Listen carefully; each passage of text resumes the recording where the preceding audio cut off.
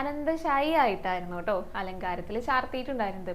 വളരെ മനോഹരമായിട്ട്, അതിമനോഹരം എന്ന് തന്നെ വേണം പറയാനായിട്ട് കേട്ടോ ഇന്നലത്തെ അലങ്കാരം. ഇന്നലത്തെ അലങ്കാരം കണ്ടു തൊഴുതവരെ കമന്റ് ചെയ്യാം കേട്ടോ.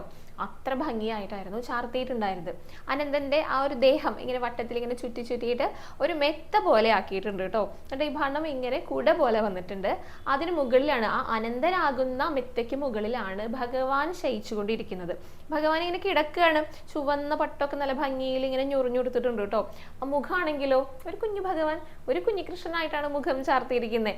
നമ്മുടെ ഗോപിന്മാർക്ക്, ഇത് വ്രജവാസികൾക്കൊക്കെ ഭഗവാൻ വൈകുണ്ഠം കാണിച്ചു കൊടുത്തുല്ലോ.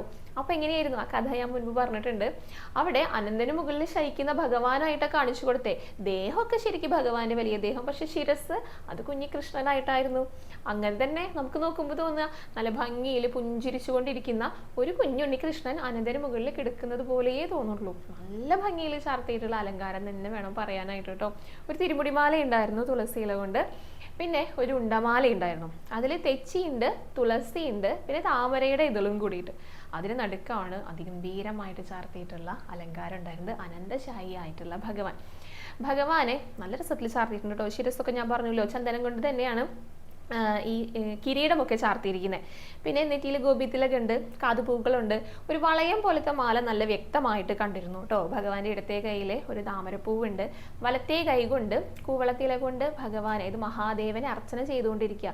ശിവലിംഗമൊക്കെ താഴെ ഇങ്ങനെ ചാർത്തിയിട്ടുണ്ട്. അപ്പോൾ ആ ഭാഗത്തേക്കായിട്ടാണ് ഭഗവാന്റെ കൈ വരുന്നത്. അപ്പോൾ ഞാനിങ്ങനെ ഇരിക്കുമ്പോൾ നമ്മൾ ഭഗവാനെ നോക്കുമ്പോൾ നമ്മുടെ ഇടതുഭാഗത്തായിട്ടാണ് ഭഗവാന്റെ ശിരസ് ഉണ്ടായിരുന്നത്. അപ്പോൾ നിങ്ങൾ കാണുമ്പോൾ ഈ ഭാഗത്തായിട്ടാണ് ഭഗവാന്റെ ശിരസ് കേട്ടോ. ശിരസിന് മുകളിലായിട്ട് അനന്തൻ ഇങ്ങനെ അഭണം വിടർത്തിയിട്ട് ഒരു കുട പോലെ ആയിട്ടാണ് ചാർത്തിയിട്ടുണ്ടായിരുന്നത്. പിന്നെ ചുവന്ന പട്ടുടുത്തിട്ടാണ് ഭഗവാൻ ഉണ്ടായിരുന്നതെന്ന് പറഞ്ഞല്ലോ, അരയിലേക്ക് ഇങ്ങനെയൊക്കെ കെട്ടിയിട്ട്. അനന്തന്റെ ആ ദേഹം ഉണ്ടല്ലോ ഇങ്ങനെ വളഞ്ഞിരിക്കുന്ന ആ ഒരു ഭാഗം, അത് ചുവന്ന പട്ടുകൊണ്ട് ഇങ്ങനെ വേർതിരിച്ചിട്ട്, അതായത് ഓരോ ഭാഗങ്ങളായിട്ട് ഇങ്ങനെ കാണുന്ന രീതിയിൽ എന്ത് ഭംഗിയിലായിരുന്നു അറിയോ ചാർത്തിരി. അത് പിന്നെയും പറയാൻ തോന്നും, അത്രയും ഭംഗിയുണ്ട്. അതാണ് ഞാൻ പറഞ്ഞത്, ഇന്നലത്തെ അലങ്കാരം തൊഴുതവർക്ക് അത് കൃത്യമായിട്ട് മനസ്സിലാവും എന്നുള്ളത്. അവർ നിർബന്ധമായിട്ടും കമന്റ് ചെയ്യണം എന്നുള്ളത്.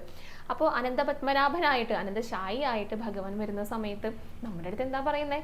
നമ്മുടെയൊക്കെ സംരക്ഷകനാണെന്നാ പറയുന്നത്. ചെറിയൊരു ഉണ്ണിയുടെ മുഖമാണ് ഭഗവാന്, ചെറിയൊരു ഉണ്ണിയാണ്. പക്ഷെ ഉണ്ണിക്ക് സാധിക്കാത്തതായിട്ട് ഒന്നുമില്ല. അതാ പറയുന്നത്, എന്തൊക്കെ സങ്കടങ്ങൾ നമുക്കുണ്ടെങ്കിലും എന്തൊക്കെ ബുദ്ധിമുട്ടുകൾ നമുക്കുണ്ടെങ്കിലും അതെല്ലാം ഭഗവാന്റെ പാദങ്ങളിൽ സമർപ്പിക്കുക. ആ ദുഃഖങ്ങളെല്ലാം മാറ്റിത്തരുന്ന നമ്മുടെയൊക്കെ സംരക്ഷകനായിട്ടുള്ള ഭഗവാനായിട്ടായിരുന്നു ചാർത്തിയിട്ടുണ്ടായിരുന്നത്. അപ്പോൾ അനന്തശായി ആയിട്ടുള്ള ഭഗവാന്റെ രൂപം എല്ലാവരും ഒന്ന് മനസ്സിൽ കണ്ടിട്ട് നന്നായി തൊഴുതു പ്രാർത്ഥിച്ചോളൂ കേട്ടോ.